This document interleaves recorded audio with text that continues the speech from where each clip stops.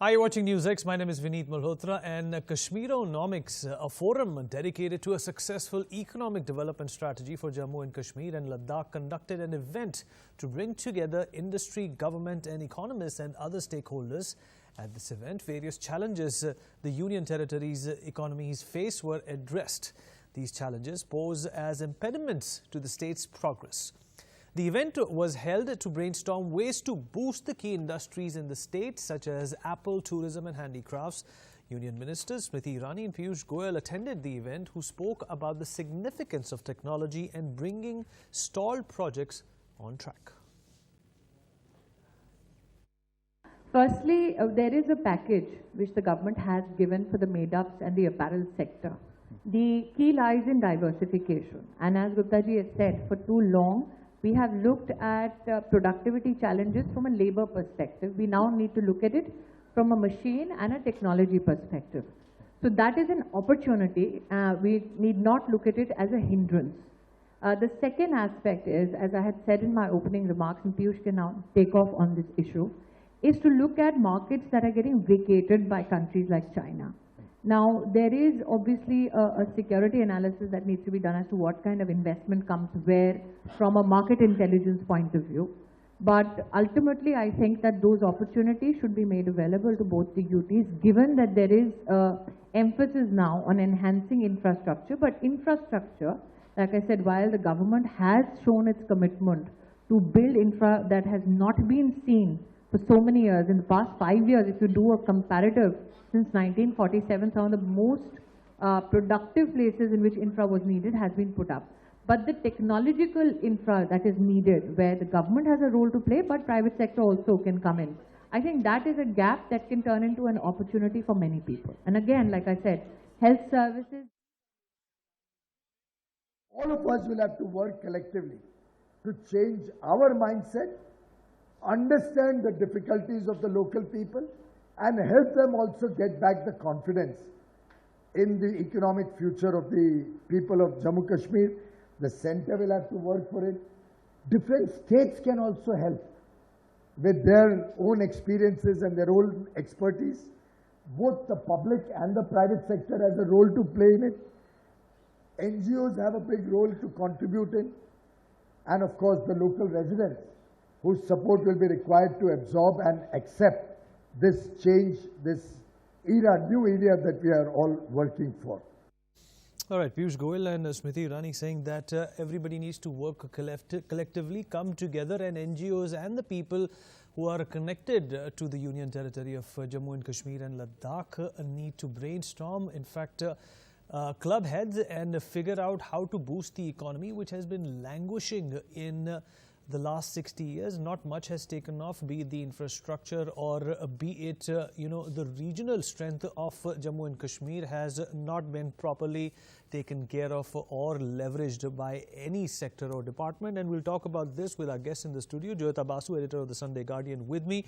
Colonel Shailendra Singh, a defense expert, also joining us on this matter. Joyita, in the last 3 months, according to a study, the Valley of Jammu and Kashmir has suffered a loss of rupees 10,000 crore due to the abrogation of Article 370. And this all boils down to the fact that internet is the need of the hour, and for any healthy and prosperous economy, this is what in fact some of the people in this forum stated, that for any healthy economy in any state, you do need digital and technological support and digital and technological availability.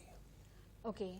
Obviously, this particular industry body, which is from Jammu and Kashmir, this trade body, they have forgotten that there have been months when there has not been any internet in Jammu and Kashmir, sometime particularly I think in 2016, 2012 and 13, around that time, 6 months of no internet connection. And having said that, you see this sudden, this downturn or this loss is it's not sudden, primarily because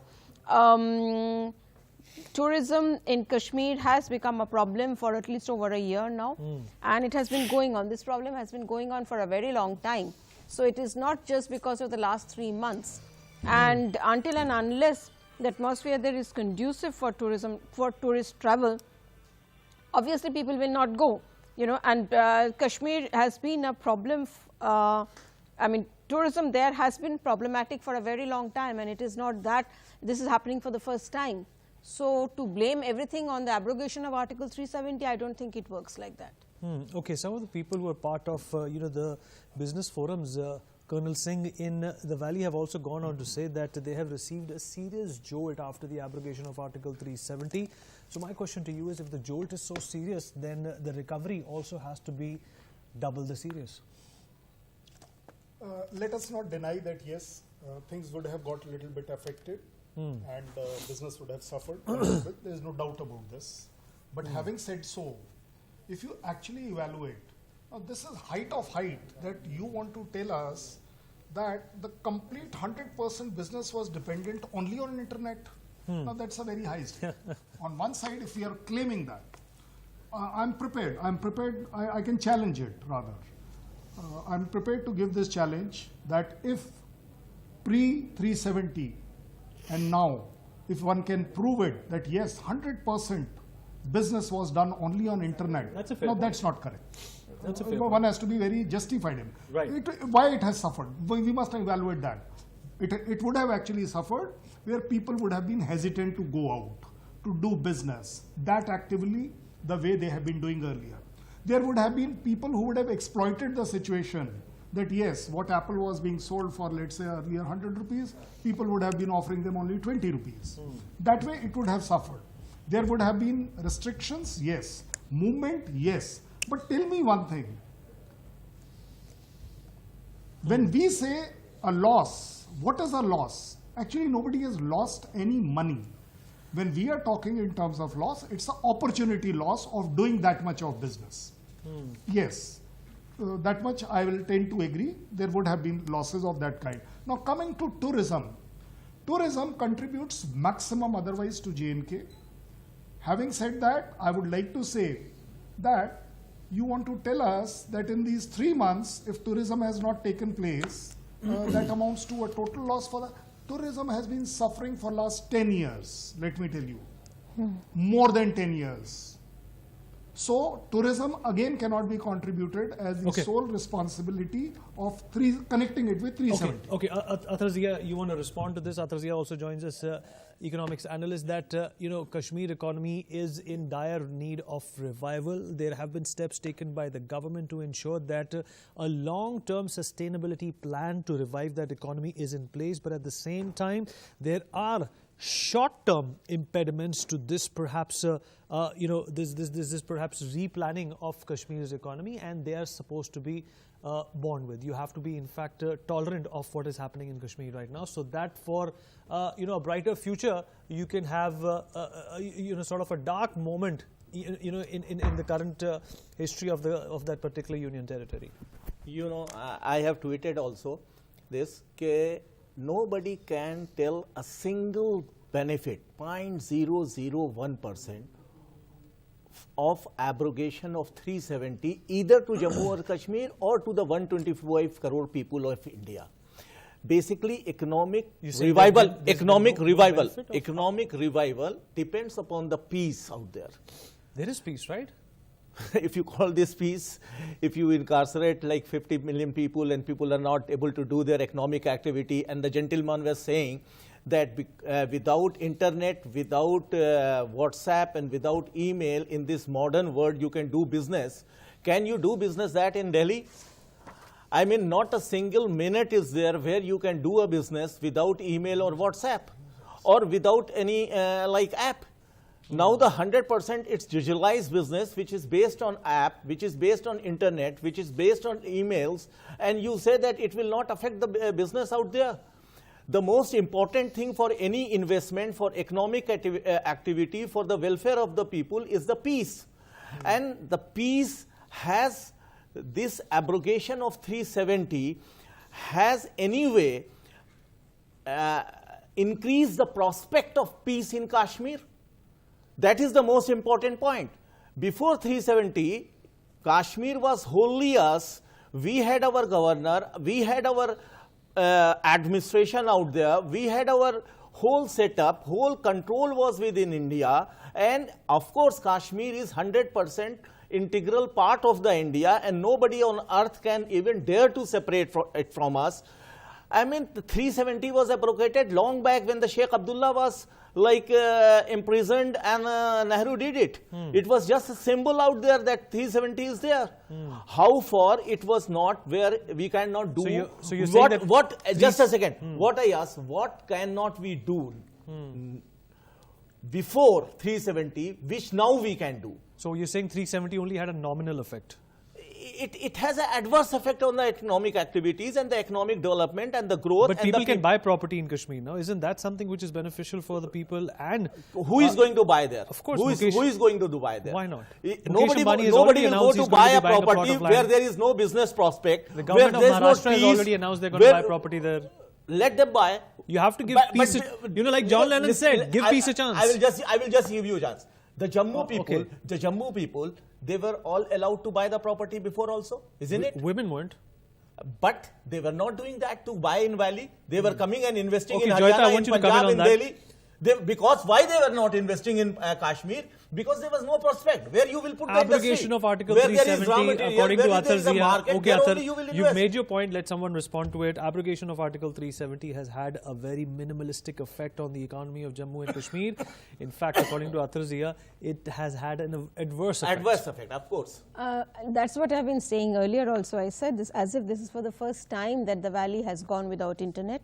There have been, at least 6 months once before also where the internet was there. And the thing, there are reports. What 4 days are you talking about? We also know about it. You can put it in the Google and find it out if it has been continuously for 3 months. And the thing is that, and you see, I'll tell you something. For 2-3 days. Okay, Athar, let her make a No, point. the thing is, you see, it's not as if, when I went to Kashmir, I did not do the booking over internet. I had to go, everything was done over phone. So it's okay. So it is not like, it doesn't work like that. There are a whole lot of other ways. Until and unless there is peace in place. Yes, of course we need peace. But don't tell me that before August 5th, Kashmir had peace. It did not. It did not have peace. So let us not kid ourselves, because you see this complaint has been for the last few years this complaint has been consistently coming from the tourism industry over there. We also run a newspaper, so we have been printing several newspaper articles over the years which say the tourism industry has been complaining about when the tourism activity is bad over there. And this has been consistent, this has been the trend for a very long time. Has made Pakistan or Jammu and Kashmir peaceful? Do you think so? Listen, let's not make, this is about trade and economy. Let's not make political let Colonel Singh answer that. Colonel Singh, I'll take it. that question on for you now. Has it made Jammu and Kashmir more peaceful or not? I already said the situation would have definitely affected the business. I'm not trying to deny that. But when I say, and when you are disputing it, that internet is so integrally but so required. did GST, so did demonetization, right? No. I'll come to. But in the long run, I want to come on brass they tracks. would perhaps be a positive influence on the economy. Let us be on brass tracks, ground zero, absolutely on ground. Anybody can tell me, because I have experienced it. I can tell you, I go there every year. Please tell me which shikara is booked on internet or WhatsApp or, for that matter, any app. You have to, and by the way, I'm giving you figures now. That's what the shikara people only told me. Now, if they are lying, I can't say that, but the situation appeared to be correct. What they said, sir, 120 रुपए दे दो, क्योंकि मेरा number आज पड़ा है और अगर आज मैं नंबर मिस कर जाऊंगा तो मेरा नंबर 3 दिन बाद पड़ेगा. I am talking this 2015. 2016, it was 150 rupees they were asking. 2017, they were asking nearly 250 rupees. Why? Because they were finding their number comes very late. Now, when we talk of, internet and other things, yes, these are very much essential items for doing business. These for are doing now. No, now that's unfair. When you were speaking, I never interrupted. Okay, let him finish So his let point, us Athar. let us Let's be maintain civil. some Let's be dignity civil of being about educated. this. And when we talk of reality of the Shikara people, similar is you can go all along that highway, short of Srinagar, where you find all these dry fruit people there. You tell me, because I have done that. That's why I can tell you from personal experience. Which man out of that is prepared to accept internet money or transfer? They don't. They require hard cash, simple. They don't do anything else. So when I am trying to say that, what I am saying is, yes, things would have suffered, but blaming it absolutely on one thing is quite not genuine. This is what I am only trying to bring. Right, and Athar, it's with also whom supposed to be blame then? considered. If Athar, Oh yes, you we'll think- evaluate you think, that. Athar, You are 10 right. years ago, 10 Now years we will ago- evaluate that. 10 Very years good. ago, there was a concept. Whom of, to in blame? fact, I want everybody to come in on this. Do you think 10 years ago there was a concept of doing your business online? It's a very recently And it was a thriving popularized- business. popularized Thriving concept. business. Do you think 10 years ago, if the abrogation happened 10 years ago, would you have been able to say that it's because of the suspension of the internet that the valley is under immense pressure? You see, every time has a different, implications. Now, 10 years back, of course, internet was not there. And the whole business was not totally dependent on internet and WhatsApp and digitalize. But now, the change is so fast that the things have changed and the whole business model has changed. And in any places, even in villages out there, whatever, the wholesale business, the export business, the communication between different part of the countries, it solely depends on internet as well as WhatsApp. Can you tell me now that people are sending like telex message or like by courier correspondence and those kind of things? This is one factor only. But the most important factor why the business has suffered, and it will suffer further because the peace which is not prevalent there. Peace was not before also, but it has worsened. It has not got better off because of abrogation of 370. And what I always say that 90% of the people of the Jammu, Valley, 95%, in fact 98%, were always with India. They were considering only very microscopic people, like maybe 5,000, 10,000 people who were separatists, or some of them were terrorists. Now the situation has become different. All of a sudden something has happened which has even larger implication to the nation. So the condition of the Kashmiris as well as Jammu and Kashmir in whole has worsened both socially as well as economically. And plus if we have some benefit out of that, any benefit, then okay, we can be satisfied. Okay, there is some cost involved in it. So the Kashmiris or the nation is paying some cost just for the benefit of the other, like demonetization. The Prime Minister was saying, okay, some people there is some cost, there is some suffering, that in the long run we will be able to gain of things usually get a lot worse before they get better. So don't you think that giving it some time would be a more positive approach to handling what's going on in Kashmir, Joyita? No, basically, I'll tell you this. 95% people were with India, and 95% people are now against India. No, I'm not saying not against India. Hold on. What is happening right now is that this myth is being propagated, and if you go to the ground and talk to people, that the history tells us from 1947 till now, always they were with India, always. If you go by them, and recently, before abrogation, there was panchayat election, and there was a turnout of around 78% people. I think there was a 98% turnout. That is what you're talking about. That after that, there was a panchayat election. There was a BDIC. Nobody participated in that. No, that BDIC election where BJP lost so badly. That had a 98% participation. What are you talking about? No. These elections just happened. All the mainstream people who are there with, you have put them, incarcerated them, you have put them. You are there in. Is it But you've right? only put the separatists under incarceration, right? And that is only No, for the maintenance Sheikh of peace. Abdullah and all those people are the separatists. You are putting them in the defense panel and you are saying they are separatists. How will that affect business? I'm just talking about No, that. what I'm she's saying is not. that to say Of course, it is affecting business 95%. also. How is it affecting It business? is the environment which is the negativity, the fear, and all the things. Was it better off before the abrogation? Exactly, Of that course. is the point. Much better off than after. How can you say it that? was not very Well, good. Stone I'm not pelting has saying- come down. I'm Stone not- pelting has come down by almost 40%. People are not getting out of their house. Stone pelting is. No, the you, very you have fact, like, hold you, on, can I make a point please? The very fact that terrorists are going around targeting traders, it shows that they do not want normalcy to return Of to course, the valley. They were wanted It's- before also. No, it was, no, the terrorists were not doing it, and that is what they're calling, civil it was curfew. doing before also, and Civil now, of curfew, course, that they is will do what more. they're talking about. Okay, so let us not blame everything on Article 370's removal. It was pretty bad earlier also. It is bad now But as well. has it will affected the take economy time. or not? Okay, This let's is the get another question. perspective. We also are joined by Deepshikha, economic business expert. Deepshikha, what do you make of the situation prevalent in the Union Territory of Jammu and Kashmir? Obviously, there are some, disquieting effects of the abrogation of Article 370, which have a ripple effect, all the way percolating down to the business and the revenue which is generated in the state. But a lot of people feel that too much money has been lost as a result of the suspension of the internet. But there's also this other flip side to this theory or this perspective that, you have to give it time before it gets better. Your thoughts on this? I absolutely agree, and the basis of an evolution of any community is the economic change. When money starts flowing in, when thought leadership starts flowing in, things start to change. So I think the first and the foremost premise is that yes, things have just happened. The entire world has been, I think the perception management has been fantabulous.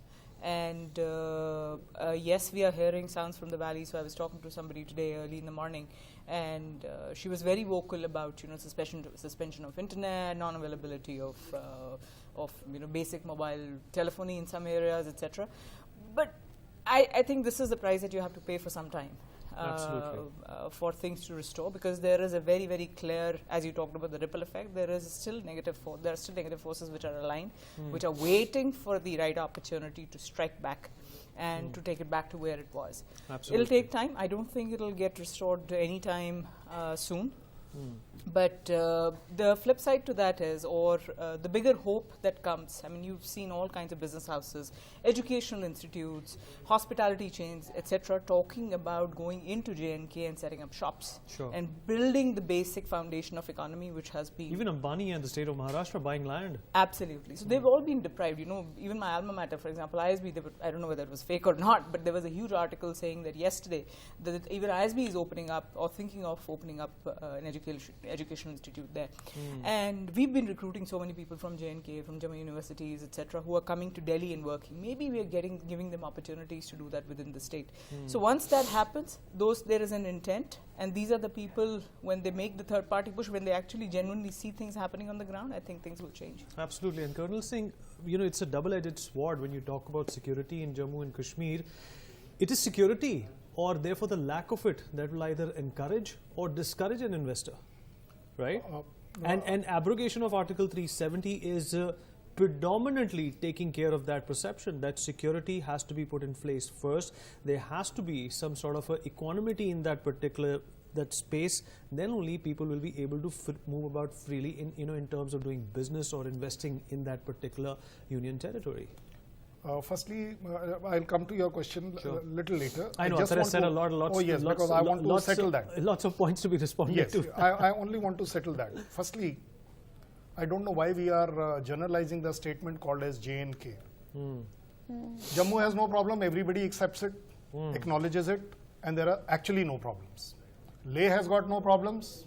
Now we are talking about those 10 districts of Valley, where we are finding that whatever problem is. And when it comes down to population also, it is not even exactly 17% of the complete population about which we are talking. Valid point. So, firstly, to generalize the whole statement for the so-called erstwhile J&K state may not be very appropriate. We need to think about it. Now, coming to that point regarding that the internet and other facilities not given to these 16-17% people, you tell me in our country, how many kisans actually are doing internet business? If you बाल की खाल निकालनी है तो ऐसे निकालेंगे. Bhai, I think which kisan? Athar, please allow. You will have the last remark to make. Yes. We only So have what a couple of minutes left. I'm only trying to tell you is that yes, it is good that people must get onto internet. People must do everything. But when you have a price to pay for that peace, what are we doing? Why are we mixing up the two things? What is our basic responsibility as a country in J&K? Give them human rights. What is their first human right? Is the right of life. For that life, if for some time you are feeling that there are restrictions, well, that's a price we are paying to have that safeguarding of life. 20 seconds, Colonel Singh, if you could address my question as well, then we'll wrap up. Now coming to your point, that what is peace and what is security. You see, security was deployed earlier also, now also. Earlier, the only difference was that there were no restriction imposed. This time it is imposed. And this time it is imposed so that the terrorists cannot have free run. And that is why you find now that they are targeting only the traders so that the economy has hurt. Where the money is lying, that is hurt. So to safeguard that, the security is extra. Now, I don't know how the peace has got disturbed now. It is actually that with those restrictions and security, there is a temporary peace. खुले आम कत्ले आम नहीं हो रहा जो पहले हो रहा था. Okay, all right. On that note, in fact, we'll have to wrap up. So peace and, the security apparatus is a prerequisite to any kind of a commercial or an economic activity, be it Jammu or Kashmir or any other, part of the world or the country. On that note, I'd like to thank all my panelists for being here. That's all we have. We'll see you soon. For more such videos, subscribe to the NewsX YouTube channel, hit the bell icon.